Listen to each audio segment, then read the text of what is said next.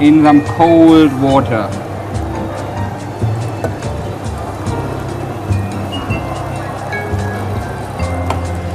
The hot pot back.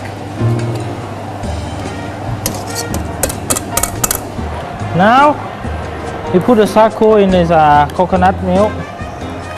Ah, so basically it will cook inside the coconut milk. Yes. As you see, the sago builds one mass inside the fridge, and you can easily prepare that in advance.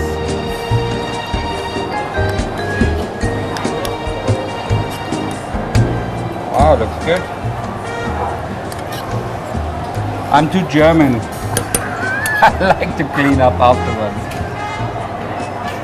So, while this is basically separating, you are having to do your melon, I guess. Okay, back to the lemon. Okay, let me just remove that so we give you a little bit of space. This one is a cantaloupe melon. What he's doing is he first of all removes all the kernels, so all the insides, so that you're left only with the outside and the green flesh. Wow! And then you're building coconut balls. Look at that. For the viewers who don't have a fancy tool like that to make balls, you can actually make them also with two little spoons. Like some coffee spoons, you can do that as well. Okay, our coconut sago is cooked and you put some of the melon inside. Yes. And for decoration, I added some nice, very nice. other color melon around it. So it's your choice now to fill it. It looks very good actually, I have to say. Look at that. So basically with every spoon you eat, you can take a little bit of the melon. Looks fantastic.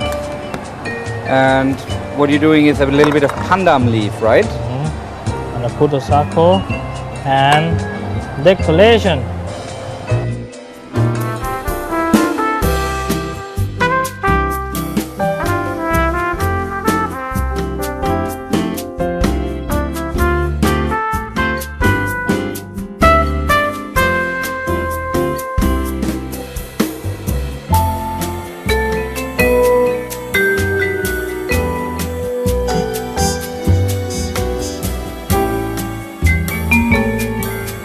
Okay, our dessert is done now. So today we cooked for you garupa fish fillet with a Thai chili sauce and some steamed rice, and of course our cantaloupe melon with some sago.